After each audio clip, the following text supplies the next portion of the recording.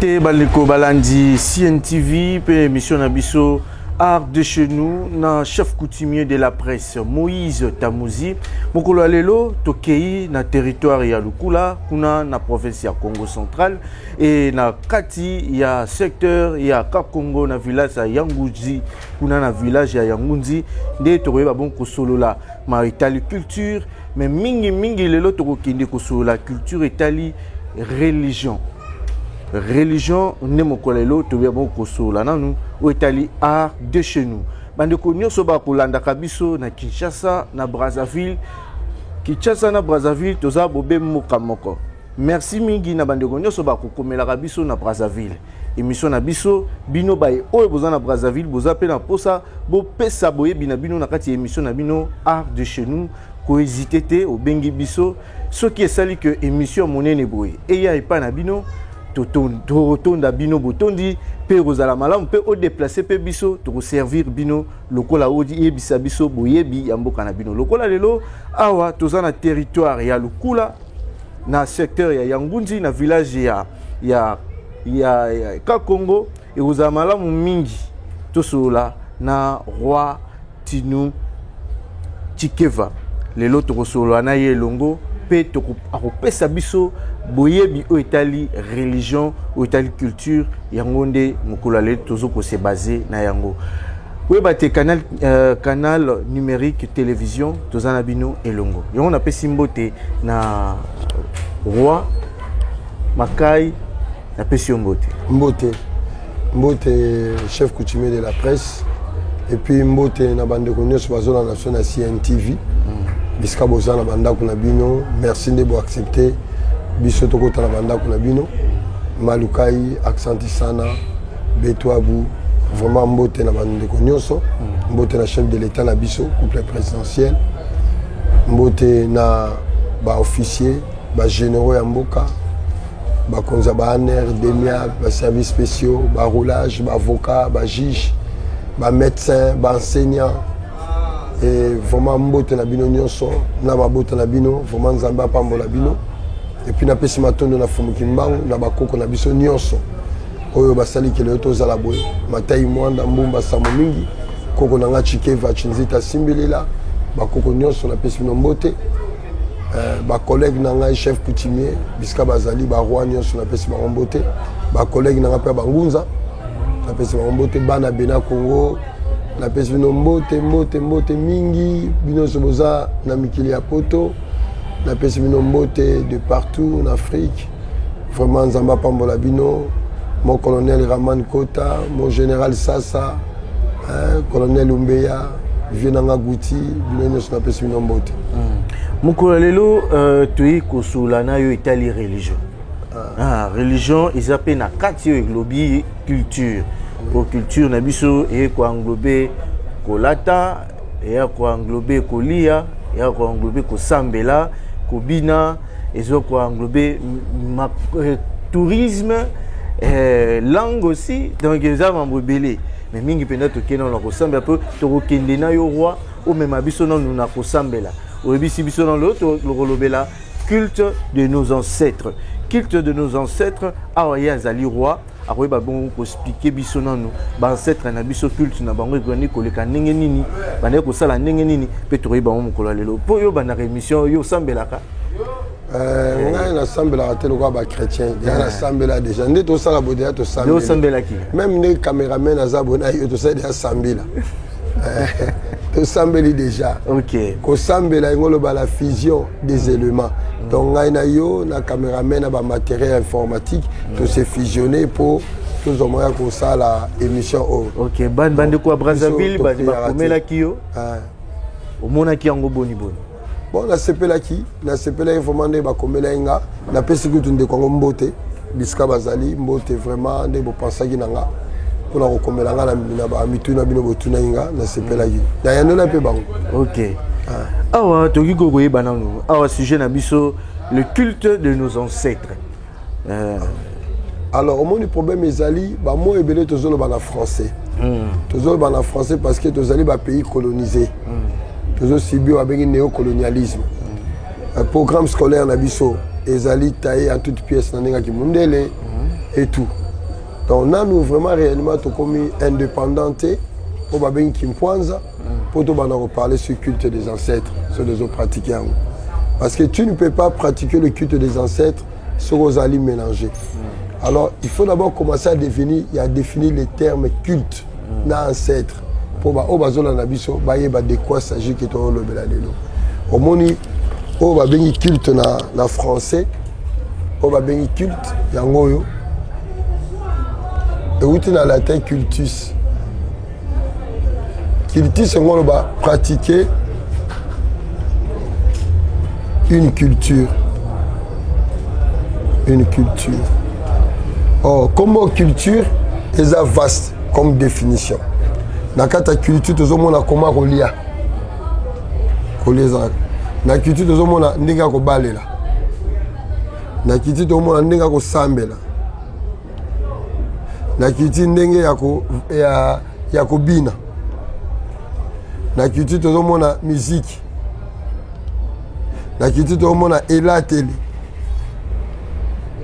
na culture tozomona bikeko art na biso on est art de la presse vous comprenez na culture tozomona biloko ebele na kati ozomona mais ce qui est pas pour na biso quand on parle de la culture au Congo tout le monde a kaka musique. Au monde a gouvernement belé pour les musiciens comme état bangonde ba élément de base où il tombe la mboka na non ba ko élever mboka na soka te na musique ba ko élever mboka na biso dans l'ensemble il y a ba élément culturel na biso nyos yango ça la valeur na biso la culture voit même tous na ba patrimoine culturel na biso monsieur ezali ba cimetière comment on ça la ba cimetière na biso mibe ko boko na biso coutume. Hein? Au respect, normalement, on a déjà baby culture. Dans la logique, on va vendre pembe na boité. Il faut vendre kuna ou poser la question. Et à chaque fois, ça a bon au bafouar na bakoko na. Il y a un allié le chef coutumier de la presse. Soko yambi ba coutumier. Donc il faut vendre à wana aux otalanga. Pour la logique mais bakati au mutu. C'est tout rebondissant. Ça na ba mission. La culture dans ça bilamba. Na bagé la télé. Alors quand après nous avons ancêtre yo to bengi na français ancêtre azanan aza muto abani lignée na bino. OK aza pe muto abota misumba na mibale. OK donc bato ba kufaka bazonga kambala mibale bazonga na bango lisusu ancêtre aza muto abani lignée na bino koko na bino patriarche to matriarche na bino po asali ke bino bozala lignée na bino ezala yo na ba bengi koko. OK. On comprend. Mais pas la biso Koko ne se limite pas seulement là. Se limite aussi na muto aye lisu na mokili. Koko ezali susu mutu o akobi bon moko na nzambe. Ya ba moni nkulu koko. Ya ba bengi nkaka, ya ba bengi ancêtre.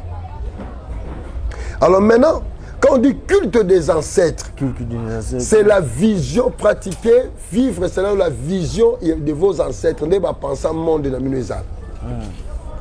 Ndeba koko na bino balingaki bo organiser société na bino. Ndeba koko na bino balingaki bo organiser vie na bino en famille, vie na bino en couple. Ndeba koko na bino balingaki basi balatelaka. Ndeba koko balingaki bo lielaka. Ndeba koko balingaki bo sambelaka. Yango abi culte des ancêtres. OK. Yango pesali identité na bino. Na culture de la langue. Donc d'où culte des ancêtres, c'est l'élément identitaire na bino de référence. Comment vous identifiez? Bah identifier mino na rolata, bah identifier mino na koyemba, na kobina, na elateli, na kosambela. Siko bino na Congo, boza bangembo. On ne sait pas comment vous identifier. Soit boza lokola biso, tant boza la ba mabala boyena bantaba na ba meme. Oui. Après mo bobongo maka, bokei na mairie to bokei na église, bokei no sala libala. Donc on ne sait plus vous reconnaître. Et le culte des ancêtres, c'est l'élément de base. Oeko bikisa mboka na biso. Oeko changer mboka na biso. Oeko bongisa mboka na biso. Oeko sala ke to longwa na néocolonialisme. OK. Donc tout ça na bobungi mingi hein. Mais bobungi ezali tala logique ya musique na biso. Yo kasi ba musique ko ba Fali, ba JB, ba nan bazo. Ce n'est pas notre musique. Musique c'est la musique traditionnelle. ok pas ba mbunza nde babinaka pas ba tetela nde babinaka pas ba nde babinaka na elateli balati biloko on a ba rafia ça dit quelque chose. OK, on comprend. Après toke na rumba kumba conduire le ba modifier rumba na bana biso ba mobile pour la boutou et non ba baby si musique rumba c'est conduire ya ko bomona ka mwasi na mobile. Pourquoi moi c'est mobile? C'est le féminin le masculin d'état Moussarmo qui dit. Rumba. Kumba, la clé, conduire. Mais après au côté ici, ma bêtise dans la musique wana. En musique, Nzambe azana d'abord. La première manifestation en Nzambe c'est la musique. Il y a un moment même biso ceux qui olingi au sakato yembaka pour écomémorer la dimensionnalisation moko. Okutani na ba ancêtre na yo apo lobi makambo eko fusionner bino e boti résultat ce que yebisanga yamado ce que ememanga wa yebisanga tout ba ke fumo na kolobate ce que biso torebi tozo kubungisa culture na biso makasi to bungisa déjà to bungisa est-ce que pour bungisa biso te pour bungisa biso culture na biso awo ezalaki na bokoko ezalaki boye biso na elobeli ezalaki boye monde na koloba nanga ezala na culture bokoko mais bokoko lelo est-ce que mon konzi to papa okoloba na okotale pe na miso te pe ezalaki kala na kotala papa vous time illumination mais lelo yo senti que non boyebi et comme ça que non papa lobi yo taille pe na elongi yo pour lobi car c'était religion religion était go baby ça les religions importées à islam judaïsme christianisme bref c'est la kabbale juif était go baby ça rose croix franc-maçonnerie tous ces religions là pas un des BBC roi belge alobaki séparer les enfants na ba papa na bango. Comment on va séparer les enfants na papa papa ils en ba coutumier ba séparer binonde déjà so moninga nazwa nini nanga moko ya nkodi na lata bon yo peut-être yo on demande poser chef de la presse mais tout ça ben sorcier un cano kana simbi c'est déjà problème c'est déjà un problème pour la batte belé ba tout ça ba on nga ya mangaité par la bango ba taxi déjà dans sorcier. C'est là parce que là pour dominer bino baby sabino il faut pas penser à notre culture mususuti. La religion c'est l'un des éléments culturels occidentaux asiatiques ba pe sabino ba pe simo valeur na bango au monde mutaza awa comme ba ancêtre net na 5e génération ayebité mais ayebika ba Jacob na ba Jean na ba Moïse nde ba kombo ayebi ozomona. C'est là le problème. Pour Mundele a dominé Bisso, à cause de sa néocolonialisme, à cause par la religion. Je prends un exemple. Les gens dans l'église, sous les lois, papa ndoki, oh papa na roko tasu nanda kuna binote, maman na yo, des mois filature, des mois contrôle, des mois espionnage, des mots. Alors comment vous voulez vous évoluer? C'est là où le mal est entré dans notre pays. Il y a un besoin de que besoin de problème, il y a identité. Et ça, c'est le monde la culture aussi, hein, et ça, le nom, c'est un élément culturel. So abimbu, bazo yebake, ou ezaboui. Nzouzi bazo yeba, ou so ezaboui. Si ko le comme on a bino, ils ont reflété culture, on a binoté. Oui. Parce que religion, tant que commission chrétienne, on va appeler ça un nom chrétien. Mais qu'est-ce dans la Bible? Nulle part dans la Bible, il est dit que si on a commis chrétien, on peut appeler ça un nom chrétien. Non. C'est l'islam qui a pratiqué. Vous avez Jean Maman comme Moussa, ou comme Mohamed, ou comme Absalah, ou comme Abdallah, ainsi de suite. Déjà, celui qui te donne le nom devient ton maître. Le problème est à la base, il y a religion. Christianisme, ou bamemela bino. Ok, donc tout le bâti nyoso et bandit d'abord na boye biya ressemble la religion de bemi nyoso wana mais surtout tali pe religion ils ont influencé pe batu mingi. Mais exactement parce que les religions ils allaient élément il y a éducation. Tala discours à Robert Jalobini. Le but de votre mission ce n'est pas aller enseigner le noir makambo bango baebi. Ce n'est pas la peine. Ayons le courage de l'avouer. C'est un maçon qui parle. Mais le but essentiel, c'est pour l'intérêt de la métropole. Errer les pauvres en esprit. Empêcher les noirs babenga ancêtres na bango babenga oyabiso. Ozomona, bit ya colonisation, bit ya néocolonialisme. Tous les pasteurs à l'église, ce sont les missionnaires Napo ya Moïndo. Donc c'est la continuité de l'État belge dans une forme ya Moïndo na Katia, Mabele ya Congo. Alors, dès lors, la religion wana financée par le multinational, hein, les chrétiens financés par Christianisme Coalition. Okay. Et ça géré par Pat Robertson. C'est un franc-maçon du 32e degré. Yem ta gira à financer la baron.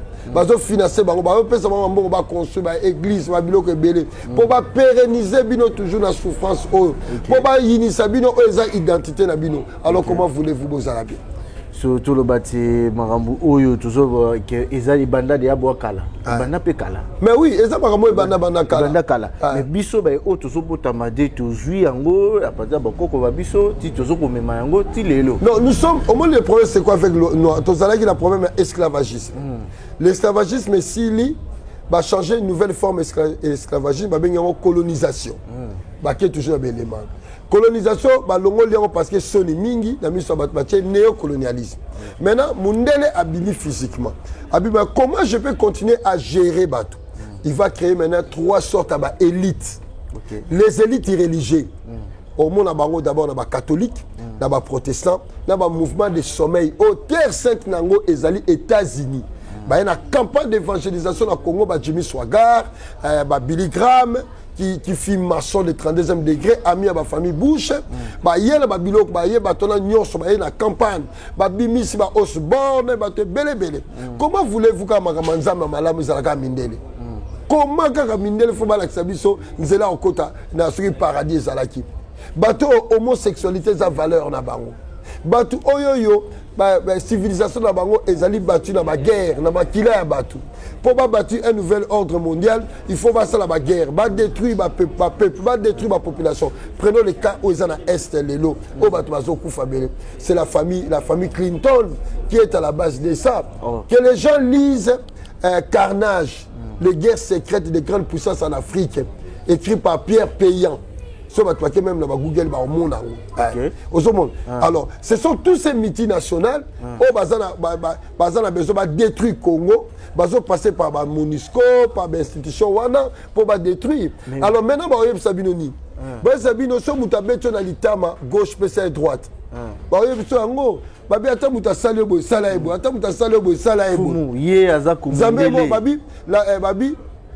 à moi la vengeance, à moi la rétribution. Fumu elo nenga lo bali susu ba mindele bazala na mboka na bango. Mais intérêt nini oya kolandela po nakita ya mboka o Italie ya yete. Omoni d'abord Mundele azana mabele mo za pauvre. Je prends le cas il y a 2 pays dans ce exemple. Je prends le cas de l'État du Vatican. 7 hectares seulement. Azana makala te même indika pas mazana même 7 hectares wana otoba to territoire ya Vatican. To ba kwa commune Ngaba. Commune Ngaba. Donc Vatican pape Azalaï à la fois chef spirituel et chef politique. C'est le seul chef religieux au bayamaki na tapis rouge. Oui. Vatican c'est un état. Oui. D'abord, et là on va pouvoir comprendre d'abord qu'est-ce qu'un état. Pour être défini un état, il faut avoir une population. Okay. Il faut avoir un territoire. Oui. Il faut avoir une organisation, une bureaucratie, donc une organisation politique. Il faut avoir une souveraineté. Alors, ce qui fait de l'État du Vatican, la France était en Italie parce que a une souveraineté, il y a l'Italie. Tout le monde a Monaco dans la France.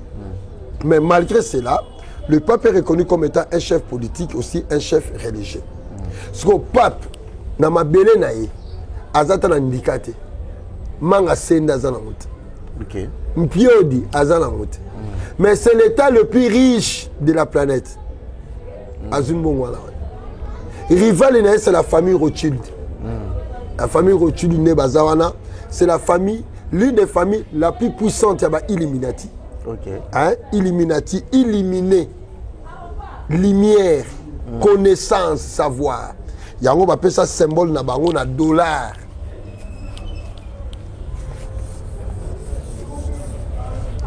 Bon, on a dollar, bacha triangle boy na lisu oui.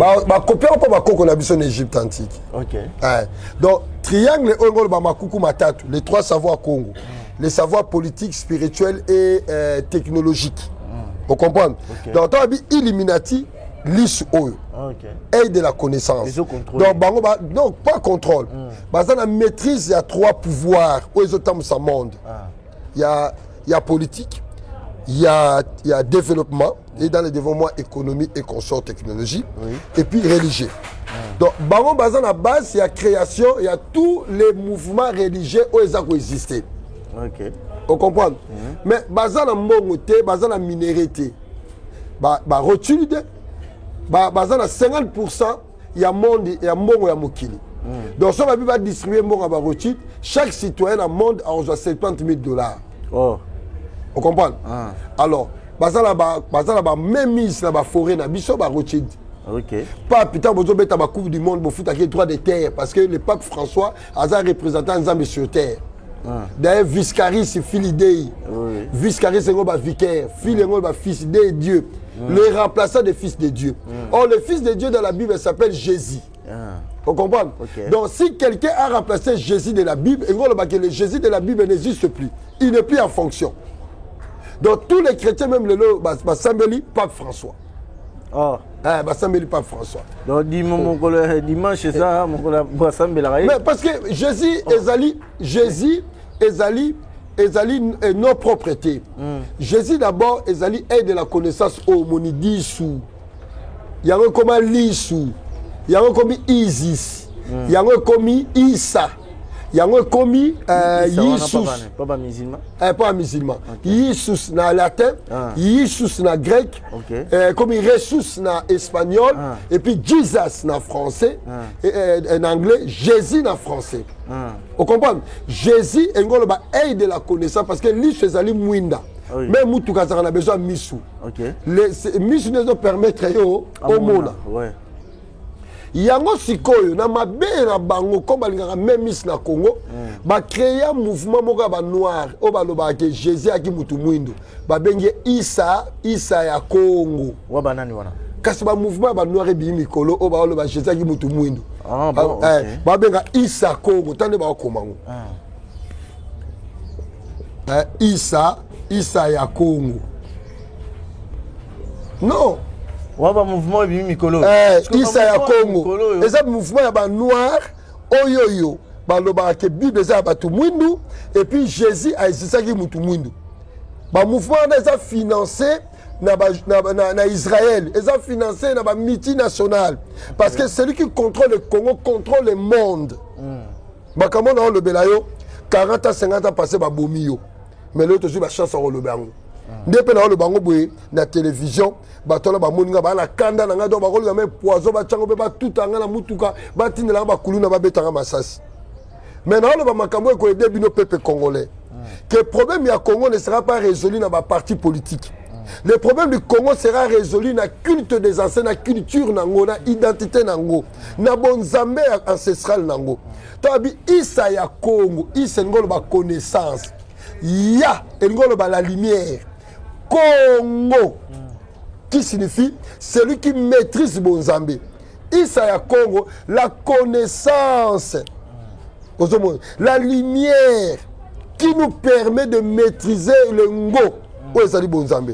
Ok. Donc, Issa ya Congo aza mutute. Ok. Dès la zone a batebele. Même temps balobi, Yehoshua. Yehoshua azalate, comme disent certains bazole kabazolo baga. Yehoshua azalate. Yehoshua est outil na tétragramme Yod Ei Vav Ei. Et le cinquième mission Chine, la parole, la lumière manifestée dans la fusion, il y a tétragramme. Il y a un de sali Yehoshua. Yehoshua est un grade initiatique. Jésus est un grade initiatique. Na franc-maçonnerie na 33e degré na rite écossaise. Ba grand maître on a ba benga bango, ba Jésus sauveur. Il y a un surtout ni ba passer ba lobaka. Jésus est mort à l'âge de 33 ans. Ok. En franc-maçonnerie, il y a rite écossais, c'est dans la 33 degrés. 11 premiers degrés comme fils adoptif, de balobina romain, on vous a adopté. Okay. Et puis, deuxième, 11e degré, au commis prêtre, prêtre juif. Troisième, 11e degré, au commis prêtre cabal. On a le belabino. Ok. L'émission Jésus Azalate. Jésus Azalate. Jésus a de connaissance, savoir. Jésus a moutouté. Mais au balo belarabiso ezala imagination. Que ba pasteur le ba missionnaire. Nena le ba pasteur ba yininga pour le sa cop na bango. Ba pasteur le ko ba missionnaire, ba terre bino makamba Jésus le ko la lisolo, ya papa Etienne, ya papa Kabila, ya papa Mobutu, ya un tel. Mais osko ngana pusani pemene no mokolo lelo ezanesko po otinda biso o pikola biso mambo kotisi mambo yebi moke o etali culte na biso kasi on azokoma na biso nazokoma sikona lelo yoka ya on azokoma donc avant d'abord bo embrasser culte wana il faut se renoncer na culte occidental ba yela bino. Ok. Après, vous zongi la culte des ancêtres. Parce que Koko abane ko prier te. Prier non va s'y plier. Lelo to ko t'appelle zela. Menga la katati. Koko ando ça la sambila. Sambila c'est travailler. Ok. Sambila être en harmonie avec tes ancêtres et tes génies. Ya ma ya mopepe ya mabele. Ozomon Koko zaki bongo. Et Koko pour la solane faut na getele même na cimetière na mais bino bokoma osumbela ba cimetière. Mais ce cimetière, c'est le lieu où il y a kitoko ya kosa, c'est le paradis. Paradis, bon, on a des cimetières. Où on a harmonie, na ba esprit ancestral na bino. On me mêle makasu, on me mêle nsamba. Ok, on talengu bana bitabe, o yelié. Parce que bango on a des divinités na bino. Alors mais bino siko ba esa bino laisser les morts enterrer les morts. Oui. Alors beaucoup ko buka ba tombo beaucoup ko sumbela, c'est là où besoin de malédiction. Oui, wana penda olobi ya so protéger. Alors laisser les morts enterrer les morts. N'a pas exemple ka o. Est-ce que ça Jésus m'appelle ça biso? Mais biso on a début congolais to bani, la terre de nos ancêtres. Mais faut mutolo bate mokonza mboka ya de dia kimboka oyo na kolo nzambe na stade de martyrs. Tu vas s'appeler na yango makasi qui allégué par nez. Mais prière les cas na stade des martyrs au sambo les cas qui kitoko mais oyebite que toi na construit dans la laïcité. OK. Na laïcité ba ko be peut pas passer à kosambela. Na laïcité ba ko be même pas musulman. Na laïcité ba ko be même pas baten kankara. C'est na laïcité ba ko be mais mon konzamboka à la base. D'abord azali moi na coutume. Il dépend d'un chef coutumier dans le village naïe. Ok. On comprend? Okay. D'un roi ancestral comme moi. Donc, à Moli naïe parce qu'il doit faire ça. Parce qu'il y a un chef à famille moko munene. Et alors, quand la famille no bamiyibi bayali, bandumba bazali. Na mona ni pas maman moto tata moko bo amwa nandumba. Pour moi nandumba soka benga oyaka osolo anaye. C'est comme ça mon konzamboka mo mona ka kenda pas la chrétien. Mais il y a mon conscience naïe qui a mon ancestral. Donc il faut recourir na oza coutume parce que ça identité parce que même comme naïe, bolo bandi kombo ya mboka. Bolo ba jamais kombo ba to kombo no ya mboka nini. Bon, ça sort une commune, on peut ça non chrétien. Ne bon mais ça dans roloba. Après la bataille, n'a besoin comme on a yo. Comme on est à papier na, comme on est au Tanzanie, comme on est à Mboka, c'est comme Mboka nous ani. Est-ce que Mboka nous en France, Mboka nous États-Unis, mais Mboka nous a, Mboka nous Afrique, Kémit, Kama, Congo. Fumu l'Européen sous to kundoli pe sous na zui pa ina yo lobi langue wana to ko lobate bandeko ba ko landa biso libana ya mboka mingi peza na kopesa mbote na bandeko za baluba ba kopesa culture na bandeko na bango soki bake na mboka mo balobaka anglais et deuxième langue na bango za chiluba soki bazala mboka mo balobaka français deuxième langue na bango za chiluba et bongo ba mboka misusu ba ko zwa exemple était vraiment. Mais non, d'abord, bravo na bandeko nanga baluba. Na félicite à bango mingi. Nga kuta mo na ko tomokela bakoko nanga parce que bakolisi c'est maintenant na ki mokolo ko mi ko sala apprentissage ya ninga na biso la profondeur. Et c'est le roman mabé na ba congolais parce que il faut moi na aye parce que langue ezali les liens o za ku unir yo na bakoko na yo. Pour bakoko no ba identifier ba ya ezana ndinga na yo. Langue ezali même pouvoir na yo ya ko créer. To sakaka na ndinga na biso. Yo ko lo baba mboka musu. Moi je te dirais ba malien na poto. Bana na bango ba français na bambara. Sénégalais, moi na ya lo baka on na wolof na français. Biso kaka.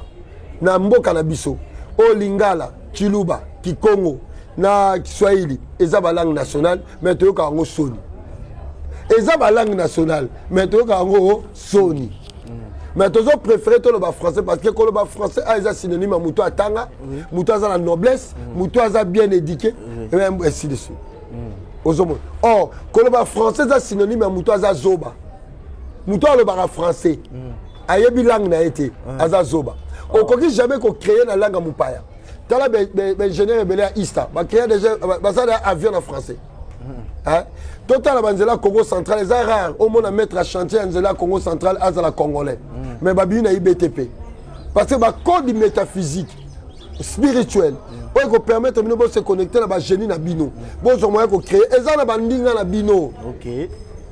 Et d'où ceux qui vont otangisa bino na langue mupaya bokomi bloqué eza lokola mama soka yeko kolamba fufu na français fois na papier na bic mais so l'accès na lingala ana besoin na ngote oyo kaka pe makabukeno fo bana baba ndikola kisa bango na tala maternelle swahili chiluba na kelasi mais kufa kaka boye loko ngo poko ki ola musa moi mfumu mais kasi eza ba grand merci na ba chanter papa Mobutu tika biso na yebi ki fie mo donno tanga lingala na classe. Mais après un moment, l'Ingal est disparaître.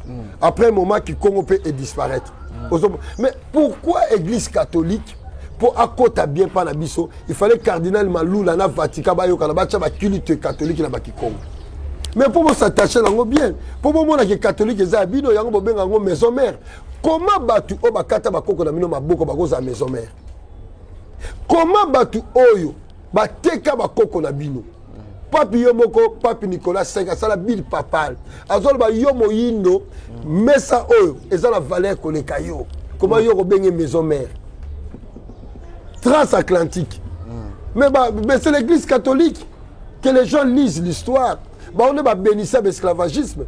Parce que bénir, missionnaire, on a mindu qui va robomabino. C'était l'église catholique. L'église catholique au l'église catholique est là. L'église catholique est ça là et l'autre côté à malam. Mais quand l'église catholique est là, mais quand il y a colonisation. Ah c'est le logo malam bouté. Moutaka kako no maboka c'est le logo malam pour nous. Na ba protestant bango. Mais bino boye bité que pendant la colonisation, l'esclavagisme, mais les catholiques n'ont pas protesté parce qu'ils ont un intérêt économique, macroéconomique dans le Mboko et au Saganate. Ils ont fait Fumukimbangu. Ils ont fait 137 000 familles. Ils ont fait au Saganate. Vous croyez que l'église catholique, il y a même un conflit politique au monde. Catholique appelle sa solution. Catholique appelle sa solution. Wapi. Nulle part, 5 ans. Et trouver solution, Nina, 5 ans. C'est le côté. Tu vas trouver solution dans ma belle et ali bakoko ils ont représenté dans ba coutumier Nzambe est le premier chef coutumier ba représentant na mukileza biso ba chef coutumier chaque chef coutumier na territoire na ye a un pouvoir ancestral na ye bango ne ba trouver solution dans ma belle na c'est que bino baba kotika kabino na tanga baba makamu na kati ya mboka ba kotika kabino musika na place basa bisabino botia maile pour na mboka ekene liboso. Mais oui batika biso na le bana tout remercier na mona bande ko nga ba coutumier ba qui dernièrement dans l'Assemblée nationale pour na ko faire passer loi concernant la loi foncier. Balongo la loi Bakadjika au sol et sous-sol appartient à l'État. Et ils ont pas na biso. Mais oui, biso la République démocratique du Congo c'est la fédération des royaumes. Ce biso nos agité RDC aux alaté et ba député wana na ba coutumier ma même loi na grand bravo. Vraiment Nzamba pambola bino na nebo penser nango. Même ata biso to zalakité mais bino wana bozaki bo représentant ki biso et naza fier na bino. Ozomo mais étika les locaux moko tozo senga na l'État. Nini lisusu. Troisième chambre. Et le Bini. Troisième chambre est la chambre de la sagesse Congo. Na Nigeria ezali. Na ba mboka belé en Afrique ezali pourquoi pas ah. Troisième chambre ezali chambre au vendre ba chef coutumier na bangunza. Parce que kingunza nde ezali spiritualité na biso. Biso dans la religion té. Toi la religion té. Toi peuple religieux té. La religion ça dans ba livre. Religari, c'est lié avec une divinité. Oh comme Dieu. Ba ko boya pe bangunza. Té. Mutu soka boy ngunza ami yebite soka zanani. Ngunza za kombo nzambe. Moutoua yebi histoire. Ya ba koko na biso depuis le bassin du Congo jusqu'en Égypte antique en boya ngunza te. Moutoua zo ba siki ngunza a yebi histoire na yete. Ya ba ka loba n'importe quoi. D'ailleurs ba to ba bunda a kimbango yemo ngunza liboso. Ba premier kimbangiste parce que dans le journal le journal Annales coloniales a tena ngala tengela na ça ba document ya on a le bara un mot débat pièce contre pièce que les gens ramènent ba pièce historique. Dans le journal Annales le premier kimbangiste o bazona na kimbango bano benga ba ngunza. OK. Ba papa mbumba za ngunza. Mpadi ngunza. Macho na braza ngunza. Ntoko ngunza. Mbemba mavona ntango ngunza. Mais batola bakanga bango pour la biso de indépendance. OK. Lumumba Kassavubu c'est après. Mais il y a des précurseurs au ba telemi ba bundi. Ozomo Kingunza n'est pas une religion. OK. Kingunza c'est un mode d'organisation de pouvoir politique. OK. Même un chef coutumier c'est un Ngunza. Même celui qui a subi économie c'est un Ngunza. Même les prêtres de la mission religieuse, ce sont des Ngunza. Ngunza, Ngudinza. Nza est le cosmos, univers, Moutou. Ngudi. Et la lumière qui donne la vie. Donc Ngunza, je suis la lumière de la vie. OK. Parce que nous sommes dans une tradition matrilinéaire. Non patriarcat. OK. Le patriarcat est au contact de Mindele. À la base, l'Africain est matriarcat. Vous comprenez? Toujours. Alors, donc, Ngunza sommes d'abord contre Ngunza, il y a une histoire na été. Parce que les réseaux sociaux, télévision, tout le monde peut venir à lobby et lobby leur aligné. Mais ngai na lobby t'as un monopole à Mayele. Mais l'élément scientifique historique, on a la possession là. Je peux démontrer. Parce que on tourne dans le awawa et zali na ba document. Il y a des gens, des chercheurs, des historiens, bazali reconnus dans le monde, lobé là. So ok même je conseille la bâtiment qui est à la récupérer le professeur Gomez a formé biso na égyptologie. On a même père on a formé même le professeur Omotune qui gérant hommage le loi Zali Awate a commis une divinité. Il a parlé sur l'histoire à partir du bassin du Congo de la confrérie des hommes de léopards. OK. Ouais, Sali Bangunza. Ça va. Vous comprenez que Zoloba moi mingi pe koto wana mais surtout que totali koto lobela ki mambotali kolata. Culture wana tu bate culture kolata lelo tombo ki makasi. Donc to komo zoape moi ndekolati le tolo na e Panzani tolo e Panzani to bit culture kilelo. Yango to ko bate culture wana ya kilelo et yakala. Il y a des ancêtres na biso attaque yo fumu ezaki boni lelo to komi copier oyo ya ba série oyo ya ba télévision to ko salela yango pe ko pesa pe bosoto na société. Bon et là on a un problème d'abord que là tu outi par la biso. OK. Et là il faut battre yeba ke mundele ayeba ko lobati. Bozoka image ya film à Tarzan. Mundele anova na bazamba na ba ni na bande ko lata. Ba ko on ba prendre mundele ko lata.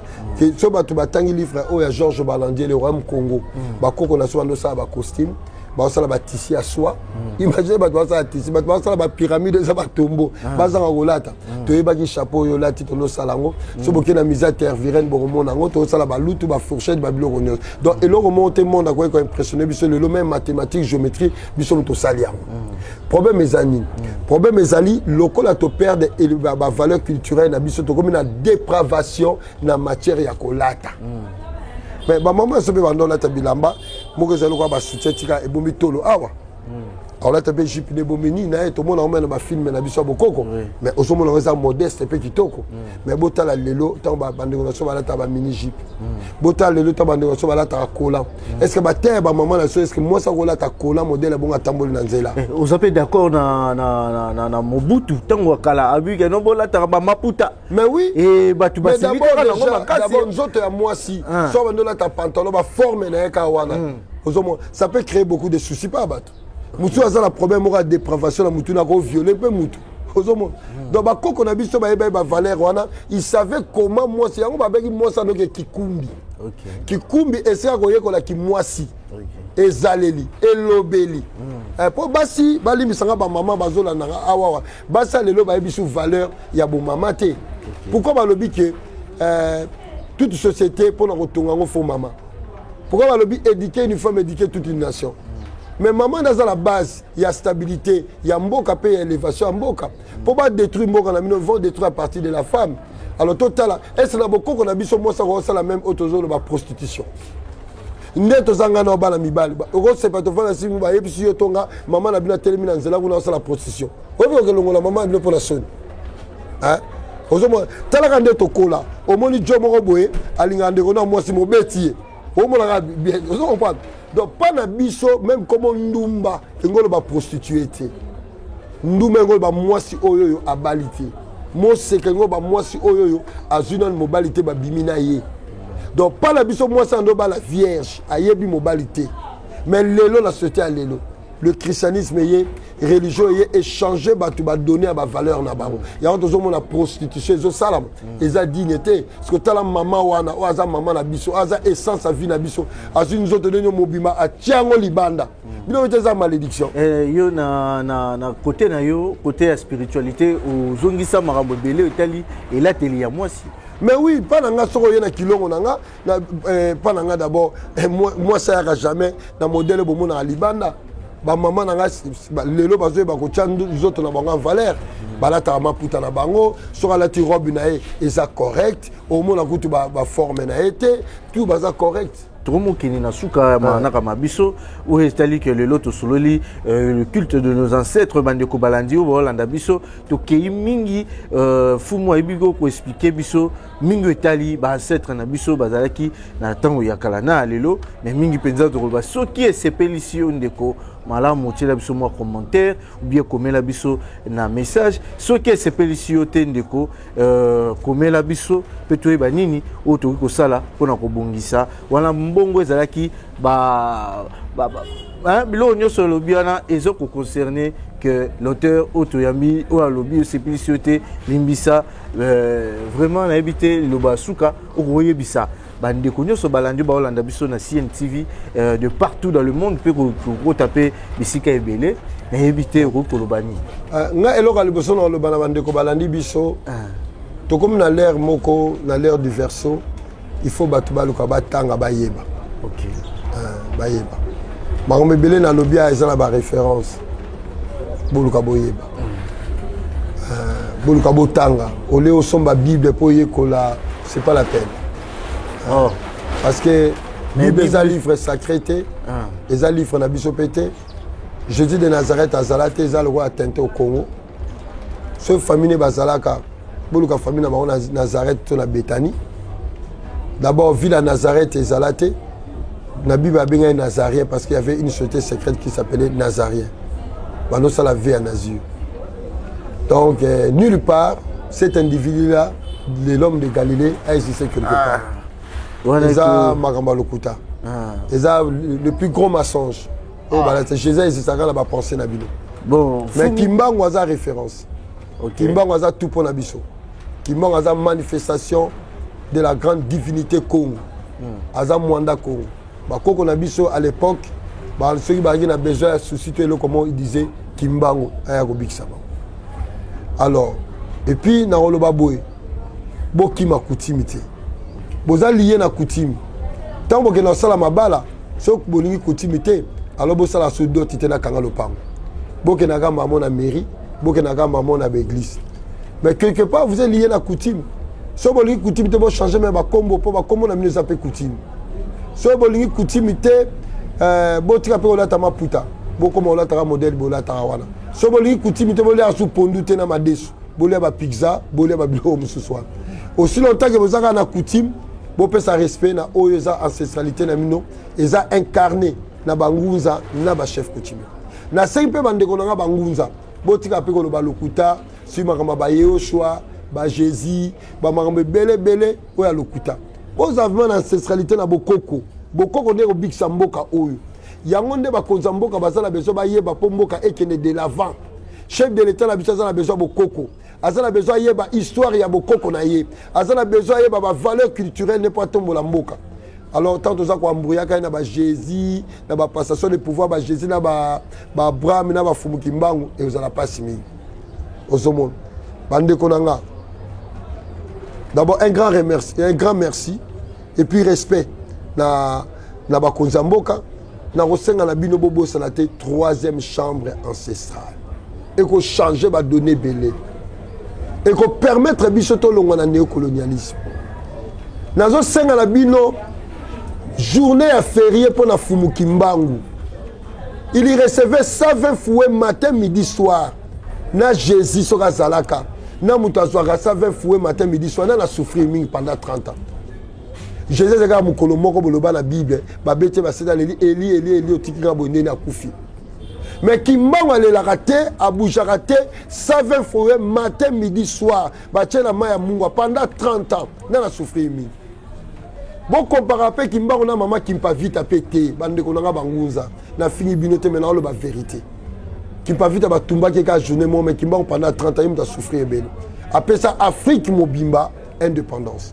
Donc comme appelle un respect na ba cimetière na ba oyo yo ba sali histoire ya mboka na biso que ça soit na armée que ça soit na musique que ça soit na sport na ba domaine nyonso to sali la bango o ba benga panthéon cimetière ya ba divinité na biso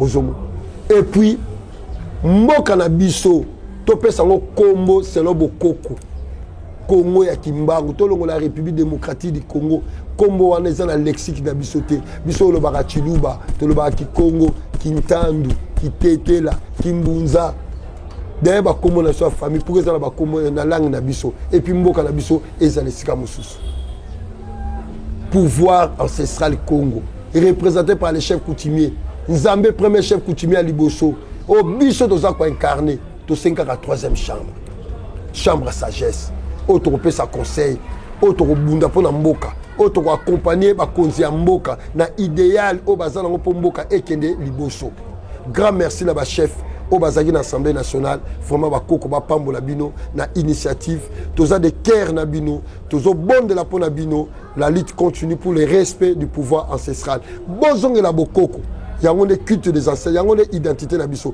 christianisme eza biso te islam eza biso te judaïsme eza biso te bo rejeter ba bango bana nyonso banda bo banda nanu bo bikate lundi ti dimanche bo bengana ka satana chaque jour nino bino bo salité ba démon filati bo bengana mais bazo filer bino kaka espionnage bo bengana ba espionner bino kaka fumu na sir lobby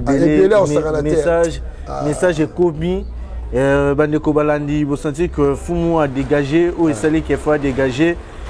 Vous comprendre mission Nabiso, Bino Baïbola Nabiso na Kinshasa, Bino Baïbozola Nabiso partout dans le monde, na Brazzaville. Tu dis que Congo na Congo, Brazzaville, Congo, Kinshasa, c'est le Komoko. Na lozo comme la Bino Bandeko. Ceux qui vont comme les biso, Bino Baï au besoin na Congo, Brazzaville, besoin na possible déplacer mission Nabiso, Tozali de cœur Nabino Tokoya.